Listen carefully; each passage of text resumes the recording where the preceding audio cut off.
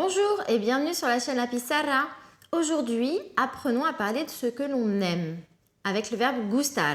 Je t'invite, avant d'écouter la leçon, à télécharger la leçon qui se trouve en dessous. Venga, vamos? Allez, on y va.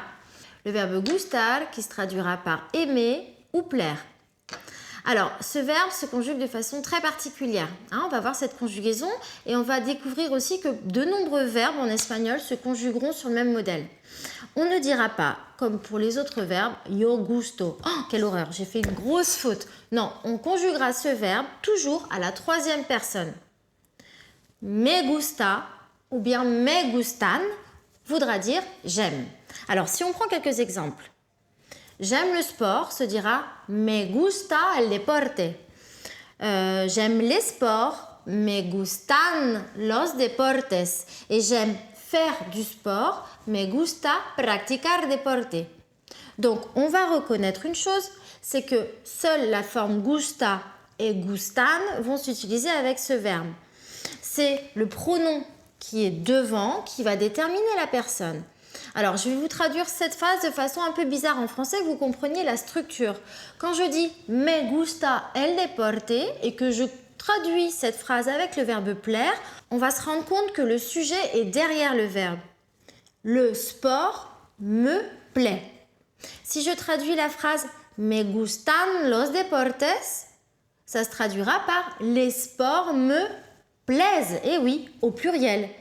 Si je traduis la phrase « me gusta practicar deporte », je traduirai cela par « faire du sport me plaît ».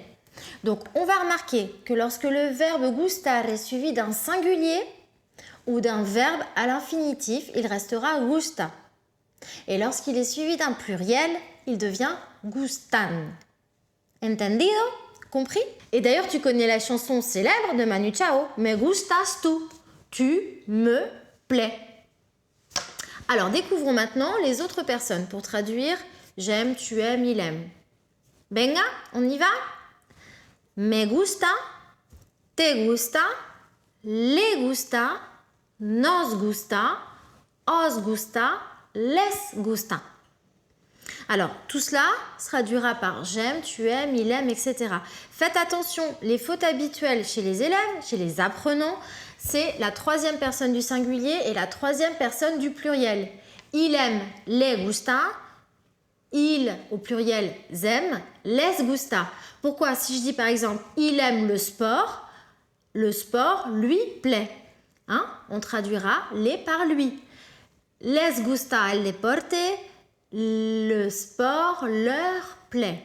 Faites attention, il faut vraiment que vous appreniez à conjuguer ce verbe sur le bout des doigts. Me gusta, te gusta, le gusta, nos gusta, os gusta, les gusta. Lorsque je veux insister sur la personne pour dire « moi j'aime »,« toi tu aimes », on pourra renforcer. Auquel cas, on dira « a mí me gusta »,« a ti te gusta »,« a él, a ella, a usted le gusta », a nosotros nos gusta, a vosotros os gusta, a ellos, a ellas, a ustedes les gusta. Alors maintenant, essayons un petit exercice de traduction. Voir si tu as bien compris la leçon. Venga, allez. ¿Te gustan las fresas? A mí me gustan mucho. ¿Qué significa? Qu'est-ce que ça veut dire? Tu aimes les fraises? Ou aimes-tu les fraises? C'est une question. Moi, je les aime beaucoup. On continue. ¿A tu amigo le gusta el fútbol? Pues por supuesto, le gusta. Ton ami aime le foot? Évidemment, il aime. ¿Y la última, la dernière? ¿Os gusta estar en casa? Pues de momento no mucho. Nos gustaría estar fuera. Vous aimez être à la maison? Eh bien, en ce moment, pas trop. On préférerait être dehors. Nos gustaría, on aimerait. Et oui, tout simplement, on peut conjuguer ce verbe conditionnel. J'aimerais, me gustaría, j'aimerais un verre d'eau. Apprenons à être polis. Me gustaría un vaso de agua. Donc, j'aimerais, me gustaría. Tu aimerais, te gustaría. Il aimerait, le gustaría. nos gustaría, os gustaría, les gustaría. Alors, il faut vraiment apprendre à conjuguer ce verbe sur le bout des doigts. Encore une dernière fois, me gusta, te gusta, le gusta, nos gusta, os gusta, les gusta. Pourquoi? Parce que des tas de verbes en espagnol vont se conjuguer de la même façon. Exemple, le verbe encantar, adorer. J'adore, me encanta. Voyons si tu comprends les phrases suivantes. Me encanta viajar. J'adore voyager. Y a ti, te encanta también. Et toi, tu adores aussi? Me encantan las sorpresas. J'adore les surprises. A mí me encanta el cine español. Moi, j'adore le ciné espagnol. On va aussi utiliser la même structure avec le verbe molar, qui est vraiment un verbe très utilisé dans le parler courant espagnol. On va pouvoir le traduire par plaire beaucoup, kiffer. Par exemple, anda, me mola. J'adore, je kiffe, me mola. On va l'utiliser aussi avec le verbe doler. Doler qui est un verbe à diphtongue. Alors la diphtongue, j'y reviendrai sur une autre leçon. Le O de doler va se transformer en UE. Doler veut dire avoir mal. Exemple, me duele, j'ai mal. Me duele la cabeza, j'ai mal à la tête. Ya no me duele la espalda, je n'ai plus mal au dos.